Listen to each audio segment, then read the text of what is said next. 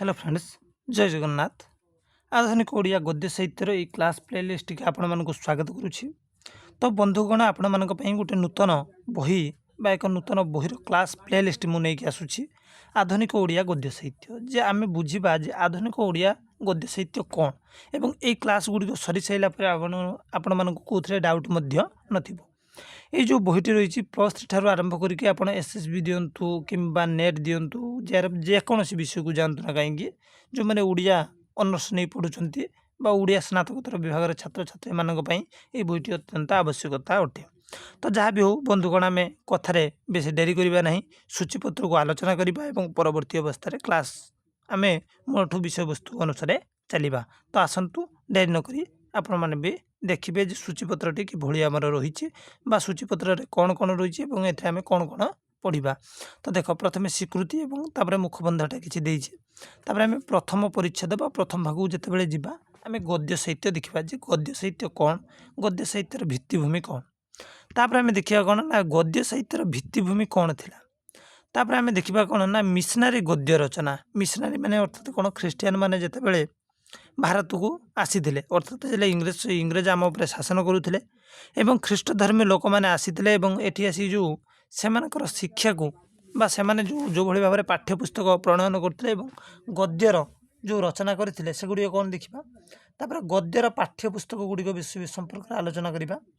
तापर ओडिया पत्र साहित्य पत्रिका साहित्य माने प्रथमे जो सब संवाद पत्रिका सब रही साहित्यिक पत्रिका से विषय आम आलोचना करवा।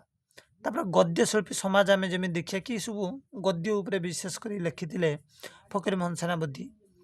तापर आम देखिले राधानाथ राय मधुसूदन राय रामशंकर राय अवश्य राधानाथ राय अल्प किसी लिखिं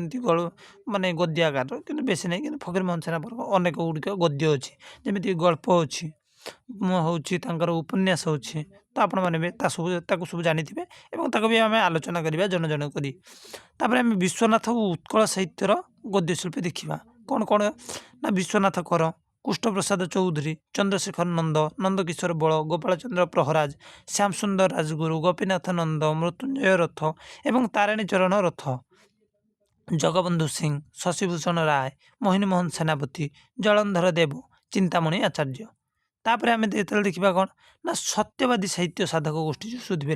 गोपबंधु दास नीलकंठ दास कृपासिंधु मिश्र गोदावरीश मिश्र और वासुदेव महापात्र एम कौन कौन गद्य रही एक विषय भी आम आलोचना ये देखा बहुत सुंदर भाव में मुख्य टोटाली बईर कही सारांश जो ये आम पाइबा जे प्रबंध कौन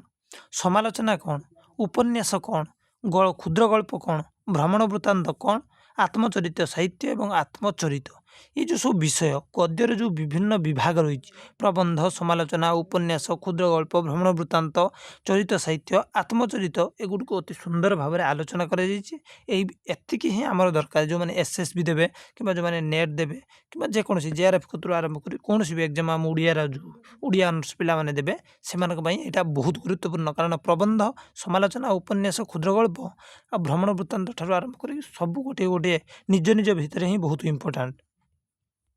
तापर शेष को आइला आमर उपसंहार एतिक पर्यंत आमर रहिला। तो बंधुगण आपण मैंने जानी मोर कौन भी क्लास आसुना कहीं प्रथमे मु सूचीपत्र ही देखई दिए जे पिला माने सूचीपत्र देखंतु एवं जानतु प्रकृत में बहीटी कौन कौन पढ़ा क्लास टी आम लंबा करने आवश्यकता नहीं। सूचीपत्र आपण मैंने बही के देखने और सूचीपत्र देखी सारापर मुझे केवल आपण मानक ये गोटे कथा कहूँ चाहिए कि यापर क्लास टी आप रेगुलारी देखिए छोट छोट क्लास करवा 10 मिनट 15 मिनट तो जिते गोटे क्लास होना कहीं आम आलोचना करवा। आपण मैंने देखिपे 541 पेज रही बहुत सुंदर भाव में मुझे बुझेबी जे न बुझीपारे मत कमेंट करेंगे जे यहाँ आम बुझीपारनु भाई आप कहींपारती ठीक अच्छे। तो जहाँ हो धन्यवाद एतिक रोचे नेक्स्ट क्लास रे देखा आप।